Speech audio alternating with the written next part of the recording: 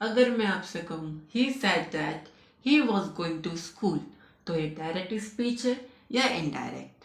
अगर आप कंफ्यूज हो गए तो बोर्ड एग्जाम में भी कंफ्यूज हो जाओगे, लेकिन टेंशन मत लो, बिकॉज इस वीडियो के बाद डायरेक्ट इनडायरेक्ट स्पीच आपका फेवरेट टॉपिक बन जाएगा। मैं आपको वो सीक्रेट रूल सिखाऊंगा जो बुक्स में क्लियर नहीं मिलते। ओके, तो चलिए शुरू करते हैं आज के डायरेक्ट इनडायरेक्ट स्पीच सिर्फ और सिर्फ होम क्लास जोन पर।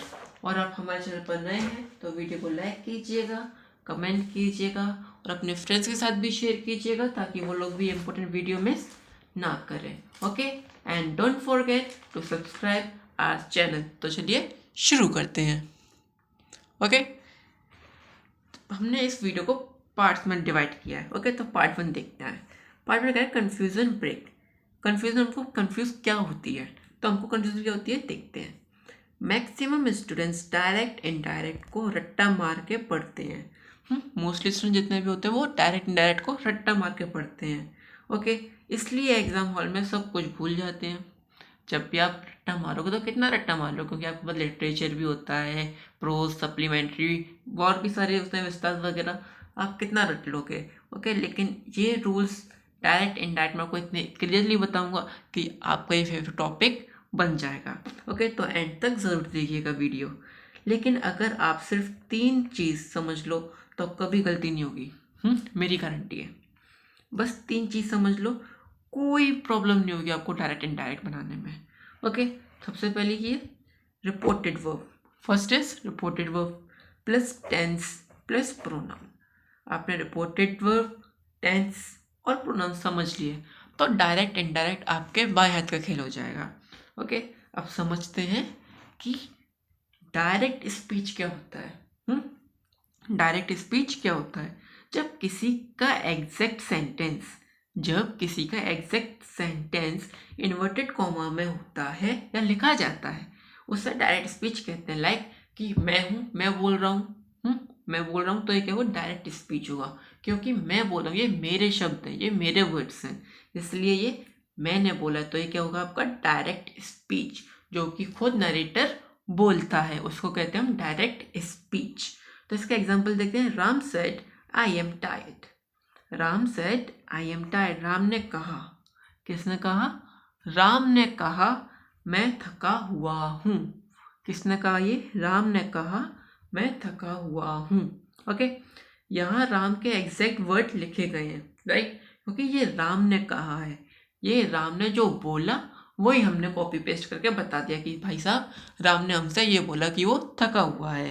ओके, इसको कहते हैं हम डायरेक्ट स्पीच, जो कि नरेटर खुद बोलता है। और जब नरेटर खुद के जो सेंटेंस होता है नरेटर के, उसको हम इन्वर्टेड कॉमास के अंदर लिखते हैं। ओके, आई होप आपको डायरेक्ट स्पीच क्लियर हो गया होगा। ओके, तो अब हम देखते हैं पार्ट 3, इनडायरेक्ट स्पीच क्या होता है। अब हम समझेंगे इनडायरेक्ट स्पीच क्या होता है। जब हम किसी के वर्ड्स अपनी लैंग्वेज में बताते हैं बिना इन्वर्टेड कॉमास के, उससे हम क्या कहते हैं? Indirect speech. जब हम किसी और के कहे हुए शब्द, ध्यान से सुनिएगा बेटा, जब हम किसी और के सुने हुए शब्द अपने शब्दों में कहते हैं उसको इनडायरेक्ट स्पीच बोलते हैं। लाइक यहाँ पे राम ने बोला था ना, यहाँ पे राम ने बोला था कि आई एम सैड, राइट। तो जब हम इसी को कन्वर्ट करेंगे अपने शब्दों में कि राम ने तो हमसे बोल दिया कि वो थका हुआ है, तो जब हम बताएंगे कि वो राम ने हमसे कहा था, ध्यान से सुनिएगा, जब हम बताएंगे कि राम ने हमसे बोला था कि वो थका हुआ है, तो इसको जब हम अपने वर्ड्स में कन्वर्ट करेंगे, इनडायरेक्ट में कन्वर्ट करेंगे, तो कैसे करेंगे? राम सेड, राम सेड, राम ने कहा। डैट, डैट लगाना कंपलसरी है। Okay, that. अब यहाँ पे आता है प्रोनाउन। क्या आता है यहाँ पे? फिर प्रोनाउन किसके अकॉर्डिंग? राम के अकॉर्डिंग, सब्जेक्ट के अकॉर्डिंग। अगर यहाँ पे राम की जगह श्रेया होता या कोई और नेम होता, अगर बॉय का नेम होता तो ही हो गया, अगर गर्ल का नेम होगा तो वो शी हो जाएगा। Okay, right. और यहाँ पे कोई एनिमल्स का नेम होगा तो वो यहाँ पे इट हो जाएगा। ओके, वैसे एनिमल्स भी बोलते नहीं है बट फिर भी राम ने कहा था, तो राम कौन है? बॉय। तो बॉय की फर्स्ट फॉर्म क्या होती है? ही। तो राम सेड दैट ही, ही। अब इधर क्या थी बेटा, इधर थी आई एम, एम ध्यान से सुनिए, क्या थी, एम। तो जो एम थी जब इसको आप कन्वर्ट करोगे पास्ट में तो एम का क्या बन जाएगा, वॉज। क्यों, क्योंकि एम सिंगुलर है और वॉज सिंगुलर है इसलिए। ओके, तो Ram said that he was tired. Okay, Ram ने कहा था कि वो थका हुआ है, राम ने कहा था कि वो थका हुआ है। ओके, आई वो आपको इनडायरेक्ट स्पीच क्लियर हो गए होंगे। अब डायरेक्ट स्पीच क्या होते हैं, जो कि नरेटर खुद बोलता है, उसी के वर्ड्स को as it is copy paste करके बताते हैं। ओके, इनडायरेक्ट स्पीच क्या होता है, जो कि नरेटर ने जो हमसे बोले हैं वर्ड्स, शब्द, उसको हम अपने लैंग्वेज में, अपनी भाषा में, अपने शब्दों में कन्वर्ट करके जब हम बताते हैं उसको हम इनडायरेक्ट स्पीच कहते हैं। ओके, अब रूल्स देखते हैं इसका। सबसे फर्स्ट रूल क्या बनता है आपका, reporting verb. This is most important, reporting verb. तो इसको पढ़ते क्या है, अगर reporting verb sad, says, will, शे है तो टेंस चेंज होगा या नहीं, ये कौन डिसाइड करेगा, ये वही डिसाइड करेगा जो कि सेंटेंस होगा। ओके, जब हम सेंटेंस की प्रैक्टिस करेंगे, जब इसको अच्छे से समझेंगे। अब इसकी ट्रिक क्या होती है, इसकी एक सिंपल सी ट्रिक है, जो कि पास्ट हमेशा पास्ट बनाता है। एक बात ध्यान रखिएगा, पास्ट हमेशा पास्ट बनाता है, पास्ट कभी भी प्रेजेंट फ्यूचर नहीं बनाएगा। ओके, पास्ट हमेशा पास्ट बनाता है। अब रूल नंबर 2 देखते हैं, टेंस चेंज। टेंस चेंज, जब आप प्रेजेंट को कन्वर्ट करोगे पास्ट में, जब आप प्रेजेंट को कन्वर्ट करोगे पास्ट में तो क्या होगा, एम इज आर बन जाएगा आपका वॉज वर। क्या बन जाएगा, वॉज वर। वॉज किसके लिए लगता है, सिंगुलर के लिए, वर किसके लिए लगता है, प्लूरल के लिए। ओके, वॉज किसके लिए लगता है, सिंगुलर के लिए, एंड वर किसके लिए लगता है, प्लूरल के लिए। और आपको अगर वीडियो अच्छी लग रही हो तो लाइक कीजिएगा, आपके जो भी डाउट्स हो, क्वेश्चंस हो, वो आप हमसे कमेंट करके ज़रूर पूछिएगा, और अपने फ्रेंड्स के साथ भी शेयर कर दीजिएगा ताकि वो लोग भी इम्पोर्टेंट वीडियो मिस ना करें। And don't forget to subscribe our channel. Okay, तो और जहाँ पे हैज़ होगा तो हैज़ की जगह पे हम क्या लिखते हैं, हैड। जब प्रेजेंट में हैज़ है तो पास्ट में क्या बन जाता है आपका, हैड। ओके, एंड और यहाँ पे विल है तो विल का पास्ट में क्या बन जाएगा, would. Okay, am is are का वॉज वर, हैज का हैड, विल का वुड। क्लियर।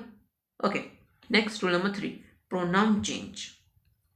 ध्यान से सुनिएगा बेटा, प्रोनाउन चेंज। अब बहुत से बच्चे क्या करते हैं, जो आई होता है ना उसको ही पास्ट में इनडायरेक्ट बनाते समय आई ही लिख देते हैं। ये मिस्टेक आप बिल्कुल मत कीजिएगा, क्योंकि मोस्टली स्टूडेंट्स यही मिस्टेक करते हैं, इसलिए मैंने आपको स्पेशली यहाँ पे समझा रहा हूँ अच्छे से। आई कभी एग्जाम में हीरो नहीं बनता, ये मैंने एक मजाकिया अंदाज में लिखा है।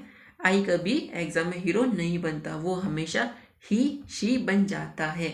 ओके, लाइक यहाँ पे अगर हमने बोला था कि राम सेड, राइट, तो राम कौन था यहाँ पे, बॉय था, तो उसके लिए इंडायरेक्ट में क्या लग गया, ही, राइट। और यहाँ पे श्रेया होता तो उसके लिए क्या लग गया था, शी।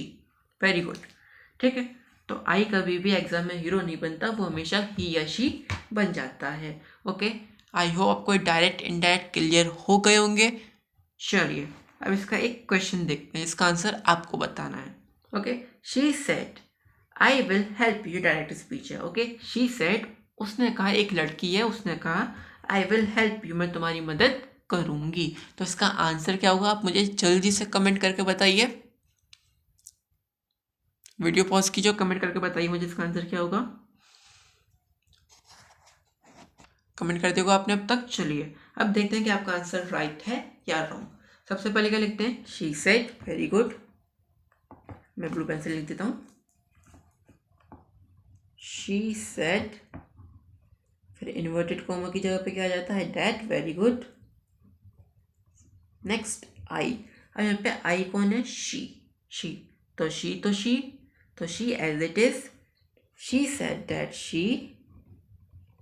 और हमने अभी पढ़ा था विल का पास्ट क्या बन जाता है, विल का वुड बन जाता है। Very good, she would